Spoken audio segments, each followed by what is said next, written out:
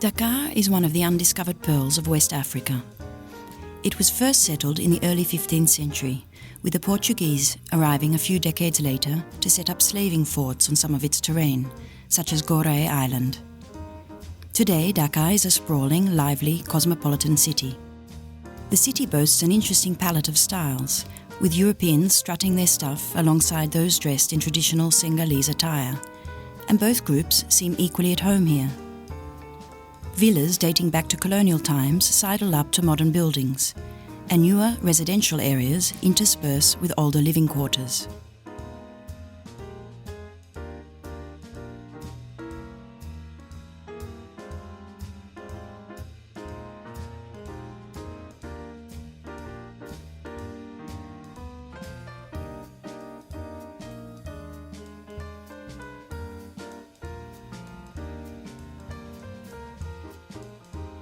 Situated less than 4 kilometers from Dakar, in the center of the roadstead formed by the south coast of the Cap Verde Peninsula, Goree Island offers a safe haven for anchoring ships. This has made it, since the 15th century, a prize disputed by various European nations, who have used it both as a port of call and as a slave trading post. Goree's insular physical position, together with an arsenal of legal documents pertaining to the island, have helped to maintain the integrity and preservation of the site. The island of Goree bears witness to an unprecedented human experience in history. Indeed, for the universal conscience, it is a memory island, a symbol of the slave trade with its cortege of suffering, tears and death.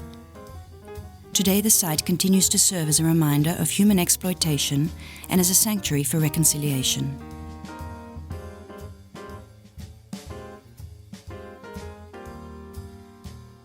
Since antiquity, there had been only indirect links between Europeans and Africans, with Arabs and Berbers acting as the necessary go-betweens. This situation changed in the 15th century, when European navigators began to explore the coasts of Africa. Between 1415 and 1482, Portuguese and Spanish ships followed the west coast as far as the mouth of the River Congo.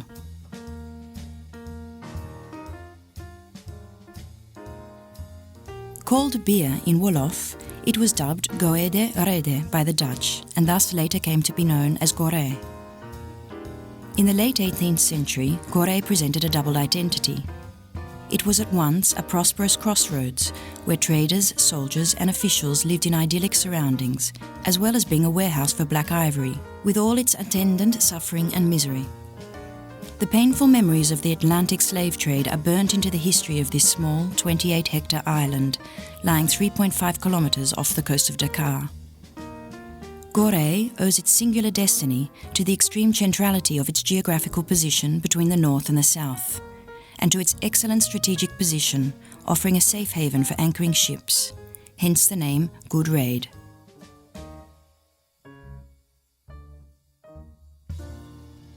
Goree's architectural heritage falls into two main groups. On the one hand, there are the military structures, such as the forts, batteries, ramparts, and defensive constructions. On the other hand, civilian structures such as slave quarters, trading houses, and public buildings. The buildings on Goree are, to a large extent, homogeneous in style. Despite the damage wrought by time and the diverse and extensive conversions that the structures have undergone during the island's history, there remains a harmony to the architecture, a felicitous union of military and civilian environments, despite the fact that these two identities usually make contradictory rather than complementary demands.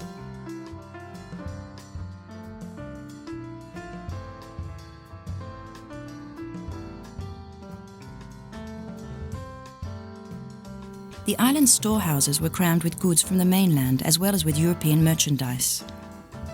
The proximity of the major rivers tapping the wealth of the African kingdoms was the making of Goree, but the chief resource of the trading companies lay in the slave trade. The first houses built were built from yellow marble, quarried from the northwest slope of Castle Hill, but continual building meant that the small quarry there was quickly exhausted. A decision was made to use other materials, and the choice fell upon basalt, native to the island. Before being shipped to the New World, captive slaves were often put to work, breaking large pieces of basalt shingle with cannonballs. They also learnt to make bricks with clay from Dakar. These are the materials used for the construction of most of the houses and can be seen in the ruins that still exist today. The mortar for the bricks was made of lime, powdered seashells and sand. Despite these rudimentary resources, the inhabitants managed to have houses built that were both functional and beautiful.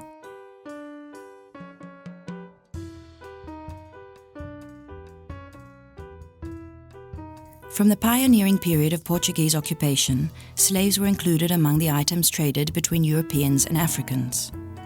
They were abducted, purchased, and sent to Portugal for employment as domestic servants and agricultural workers. When Islam lost Granada, its last bastion on the Iberian Peninsula, the departure of the Arabs, who had introduced sugarcane into Europe, prompted Spain and Portugal to turn to imported labour in order to keep up the abandoned plantations. In addition, the discovery and subsequent development of the Atlantic islands boosted sugarcane cultivation, with a consequent increase in the demand for labour. The uncertainties of abduction then gave place to trading with African princes, and regular slave dealing was instituted. The appetite of the Portuguese traders was insatiable. On their southward march, the captains discovered, between the Acobia and Volta rivers, a region that was particularly rich in gold, which they named the Mine. They set up a large trading post there in the hope of attracting to the coast all the gold to be found in the hinterland. The Portuguese were fully able to trade with Central Africa via the Kingdom of the Congo, where another slave trading centre sprang up in conjunction with the colonisation of Sao Tome in 1580. The duality of the place is to be found in Goree's physical appearance. The first impression is one of harmony, with its natural setting, the classical lines of the fortifications, public buildings, and especially the houses, tinted shades of dusty pink. Below ground level, however, a great many of these houses had slave quarters, where men and women, most of them young, were penned like cattle on their way to the plantations and workshops of the Americas. In damp, dark cellars, or in torture cells for any who rebelled, the deportees languished for weeks, waiting for the voyage from which there could be no return. The island's excellent position, magnificent roadstead, and strategic importance on the major shipping routes was bound to attract European attention. For nearly 3 centuries, Goree was a prize bitterly disputed by rival nations, changing hands 17 times.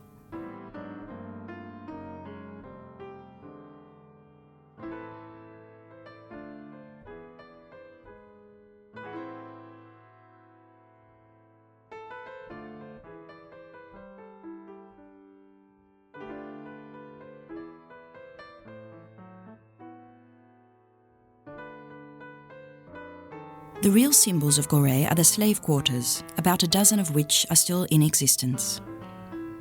The slave house, restored for the International Festival of Negro Arts in 1966, provides a fine example.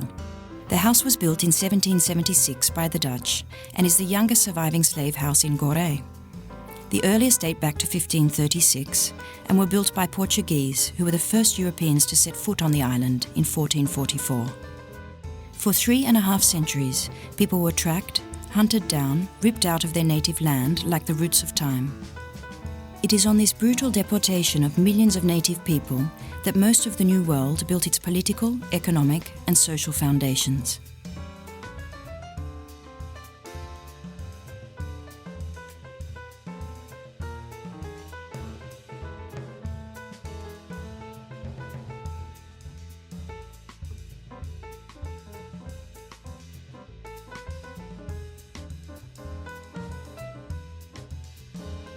The slave house was built on the shore and was a veritable inhabited fortress. It faces inwards towards its courtyard between the town and the sea. A broad, covered porch leads into the inner courtyard, around which 2-storey buildings stand. The top floor housed the master's quarters, with verandas, balconies, high ceilings and wide, light, airy rooms, typical of 18th century lifestyle. On the ground floor were the slave quarters, with their dark, damp, low cells, around which ran the watch gallery manned by guards. Leaning over the balcony, the buyers and European slave traders were able to observe the slaves and to discuss the muscular value of each, because each African ethnic group had its quoted value and specialization. The upper part of the building served as a residence for European traders. According to some historians, the number of Africans deported to the New World and elsewhere between the 15th and 19th centuries was between 15 and 30 million, to which must be added the incalculable number of those who died during abduction and trading. The total population deficit for the African continent is thought to have been 200 million people, a huge figure which goes a long way towards explaining the economic and demographic inertia of African societies. Goree represents an interesting symbiosis of past and present, history and everyday life, the harmony of visual forms and the dramatic imprint of bygone days. That is why it is now one of those rare places where the younger generations of Africa and the Americas can refresh their memories, while at the same time renewing the sources of their inspiration. Cells, each 2.6 metres by 2.6 metres, were reserved for men and contained up to 15 to 20 people at a time. They were seated with their backs against the wall and chained around the neck and arms. In the middle of the chain there was a big iron ball that the slave had to carry between his 2 hands and 2 legs. They were released only once a day to satisfy their needs, generally within the confines of the slave house.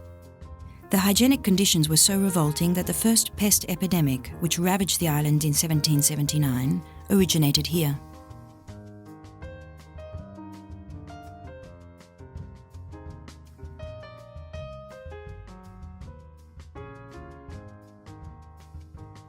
A small house contained between 150 and 200 slaves who had to wait long periods, often up to 3 months, before being carried away on board ship.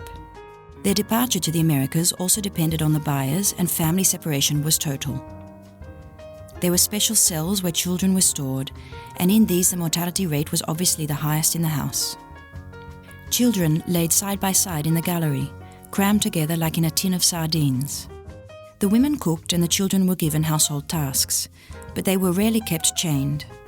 At night, all the captives were crammed together in the detention quarters, belonging either to companies or private individuals.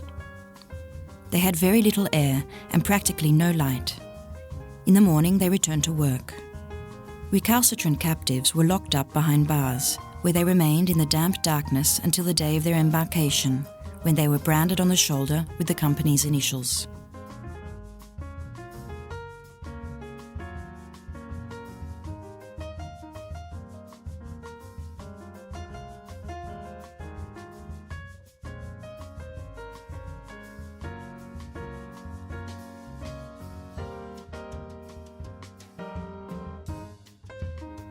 This sloping corridor is today known as the Gate of the Trip of No Return, because once slaves passed through this gate leading to the sea, it marked their final farewell to Africa. Just outside this gate there was a wharf of palm wood, which served as a loading dock, and some of the slaves obviously awaited the loading to try to escape by plunging into the sea. They could not go far, as they were either shot by the guards or devoured by the sharks, attracted because the sick and injured were thrown into the sea. When slaves were put on board, each one was branded with the mark of his owner. They were then crowded into the holds, where many were doomed to perish before reaching their destination. Rather than leave their captives in fretful idleness, the slaves were put to work during their stay on Goree, as, despite being chained, they could walk and use their arms. Every day they were taken to work under the supervision of several interpreters and made to break and carry rocks, do earthwork, roll water barrels, and unload boats and launches. Subject to such inhumane treatment, captives at the Goree post led a particularly pitiable existence. The present-day administration of the slave house focuses on conservation issues and cultural promotion, organising exhibitions on the subject of Goree Island, the proceeds of which go to safeguarding and restoring the site. Goree Island lays witness to one of the greatest tragedies in human history, the slave trade. The various elements of this memory island, its fortresses, buildings, streets and squares, each recount, in its own way, the history of Goree, the largest slave trading centre on the African coast.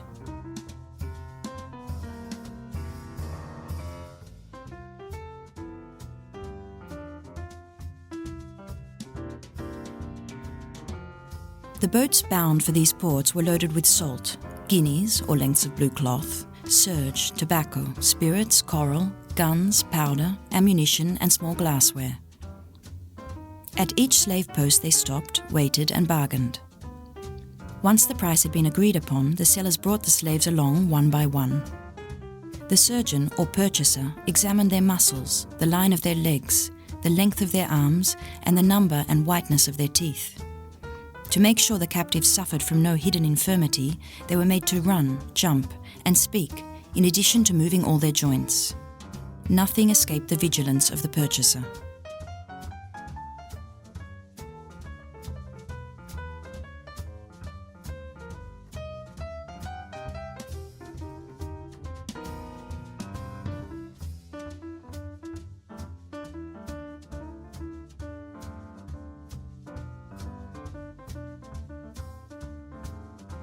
Plans are in the making for the island's museums, the Slave House and the Maritime Museum, to update their collections and modernise their displays. A museum concerning the slave trade combined with a Black Diaspora Archive Centre will occupy the Diuga Dieng House when it has been restored.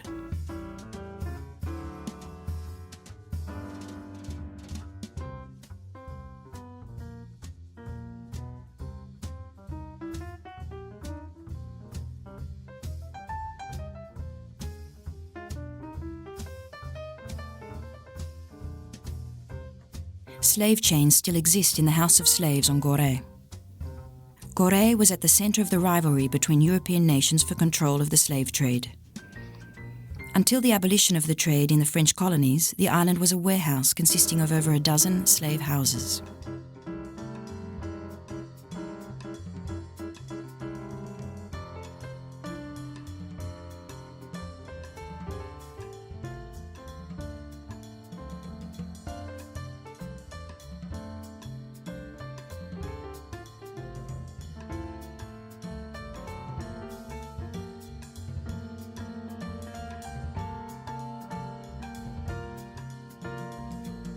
Private houses were mainly built in brick, with all walls whitewashed. Weathering has produced a wide range of predominantly red, pink or ochre tints, symbolic of Goree's landscape. In stark contrast to the terrible bareness of the slaves' cells was the discreet refinement of the dwellings, with their carved wooden galleries, tiled porches, balconies, verandas and airy upper rooms, designed primarily to provide coolness and shade. Barely tempered by decorative mouldings, the sober facades with their shuttered windows looked onto cool, narrow streets.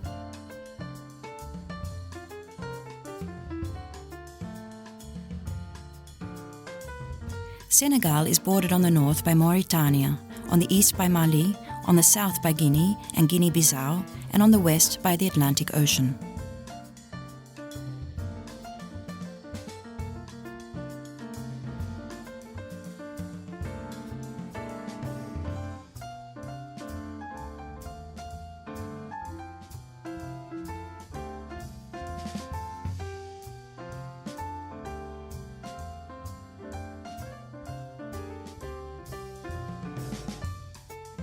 Throughout its checkered history, Goree has preserved an architectural unity which brings together the most dissimilar cultural components: Nordic, Mediterranean, Islamic and Christian, and combines them in a unity determined simultaneously by lack of space, exposure to the sea winds, homogeneity of building materials, and, perhaps above all, the currents of a tormented history which made every dwelling both a warehouse for slaves and a defence position. In 1588, the Dutch seized Palma and renamed it Goede Rede, a name that persisted and eventually became Goree. They built 2 forts on the island, beginning a long tradition of defensive works. The military function of the island was foremost until the Second World War, with the entire defensive system of the island being constantly overhauled, restored and improved by its successive occupants.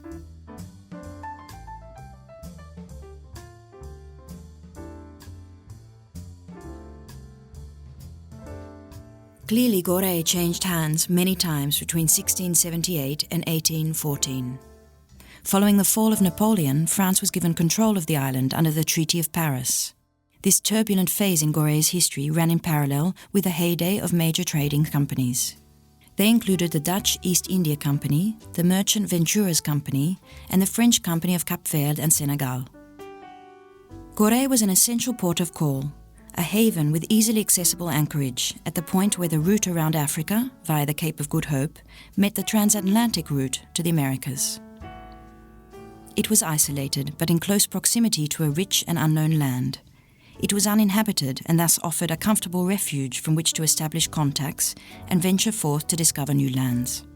Even the shape of Gorée favoured such a settlement, since it is small, extending as a curve of sandy earth behind its great black basalt rock and offering a natural sheltered anchorage. These geographical factors played an important role in the settlement of Gorée. It was, at once, a port of call, a fortress and a commercial port, with each of these roles leaving a decisive mark on the island. Gorée long remained a port of call on the route to adventure. Through it passed explorers and missionaries who had set out in quest of the Orient, including Fernando P.O., Vasco da Gama, François Xavier, and the poet Camoens. At Gorée, ships were repaired in preparation for the unknown, but contacts were already being established with the nearby mainland, and the island was fast becoming a European outpost in Africa.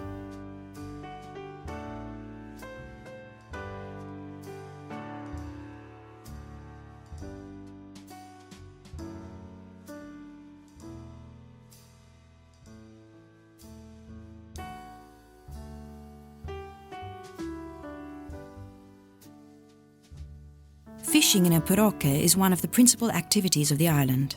A pirogue is Dakar's traditional fishing vessel, a small wooden canoe-like boat about 4.5 meters long, with an outrigger motor off the back. It sits fairly low to the water and thanks to its small size can dock quite easily on beaches. There are 2 springs on the island which are still in use today. The baobabs, Africa's symbolic tree, and the palava trees dot the public areas and are considered social meeting points on Gorée. Today, the key problem of Goree's survival is maintenance. The island owes its current state of preservation to the fact that, for centuries, it was maintained by its inhabitants, just as a ship is constantly strengthened, repaired, and repainted by its crew. Careful and continual maintenance, however, implies a large, stable, and motivated population, which is no longer a reality on the island. Responsibility for the maintenance of the various residences lies on the shoulders of myriad owners dispersed throughout Senegal. The old Gorée families have split into numerous branches, and most of their descendants have long left the island, whilst keeping their joint ownership title deeds. Those remaining on Gorée no longer have the funds or legal title to shoulder the burden of maintenance. The new islanders who have settled there occupy many of the buildings without any title. They earn little money and are therefore unable to do any restoration work on the properties they occupy. Gorée once had roughly 5,000 inhabitants. Today there are barely 1,000. Since the end of the 19th century, the island has suffered a constant loss in population as a result of emigration to St. Louis, Rufisque and Dakar. A second wave of emigration occurred in the 1960s when Senegal became independent.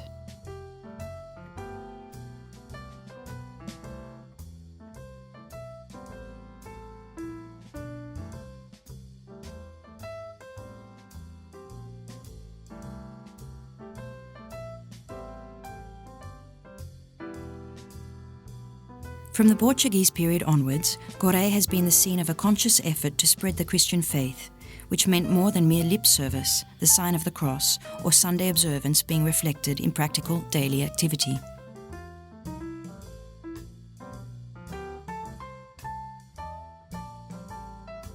The Church of St. Charles Borromeo is the oldest church still in existence in Senegal.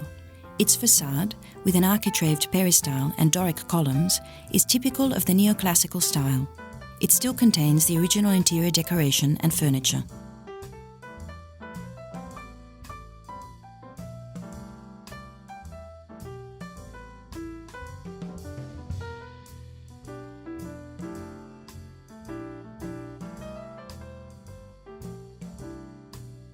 As visitors ascend the large plateau on top of the island, drum beats can be heard coming from behind a cluster of bushes. It is the perfect soundtrack for the spectacle of a tall, proud, white monument erected when the island was named a World Heritage Site by UNESCO.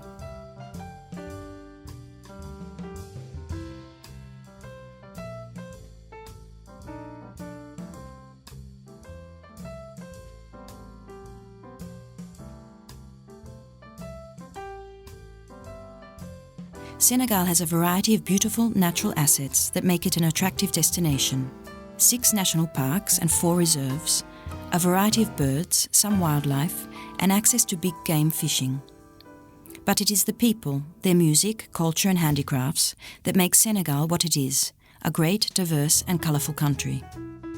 Next to the White Monument stood an old Second World War cannon, looking down on the town below it.